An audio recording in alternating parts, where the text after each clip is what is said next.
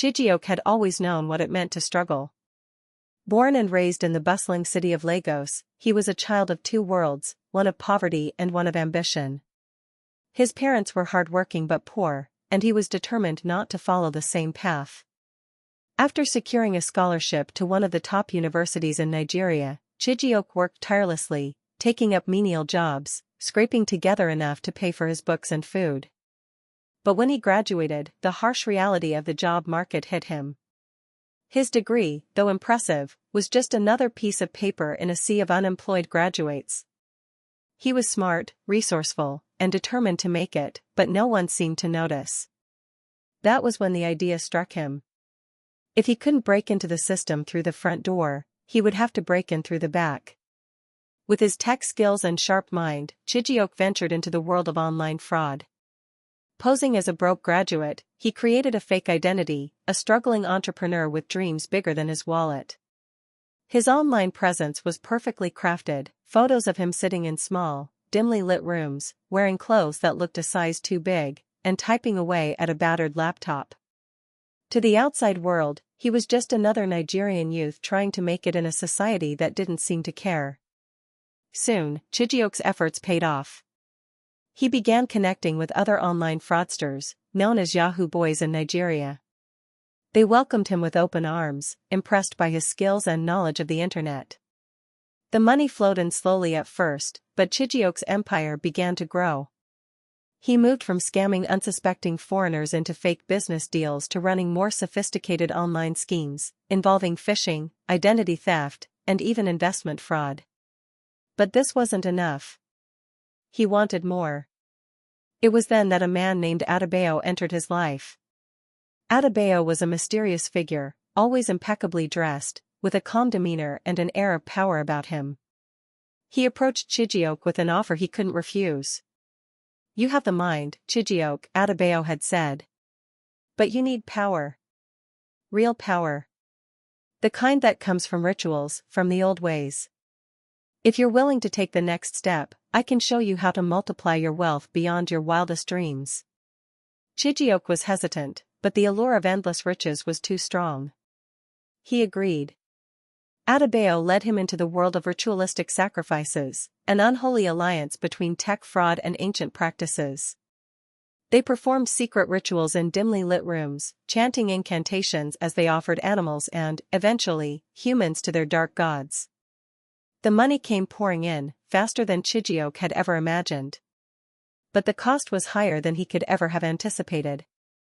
It didn't take long before Chijioke began to feel the weight of his new life. The ritualistic sacrifices had seemed like a necessary evil at first, a small price to pay for the unimaginable wealth that followed.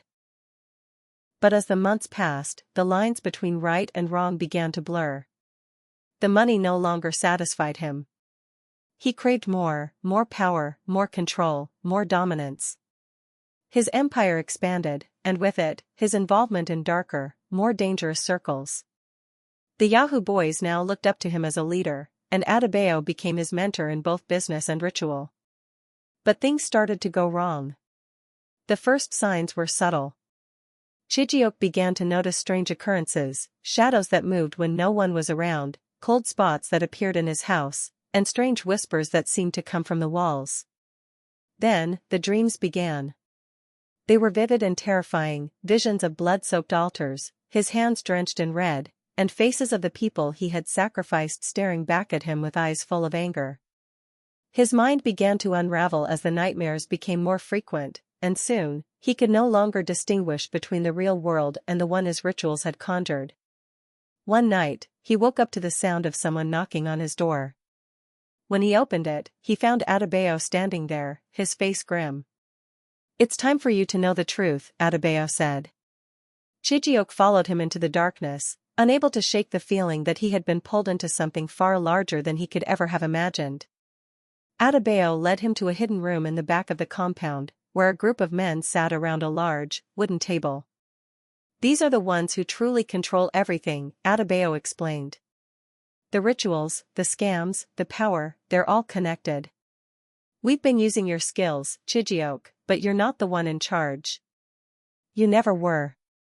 The realization hit Chijioke like a punch to the gut. The men around the table were part of a larger conspiracy, a network of corrupt elites who had been using online fraud and ritualistic sacrifices for decades. Chijioke had been nothing more than a pawn in their game, a means to an end. As the pieces of the puzzle fell into place, Chijioke knew he had no way out. The money, the power, the empire he had built, they were all lies. The rituals he had so eagerly embraced had cursed him, binding him to forces he couldn't control. He was trapped in a blood-tinged nightmare that he had created with his own hands. And as he looked around at the men who now controlled his fate, he realized that there was no escaping the darkness he had willingly walked into. The price for his greed was far greater than he could ever have imagined, and there would be no redemption, no way to undo the damage he had caused. In the end, Chijioke was left with nothing but the consequences of his choices, a pawn in a game much larger and darker than he could ever comprehend.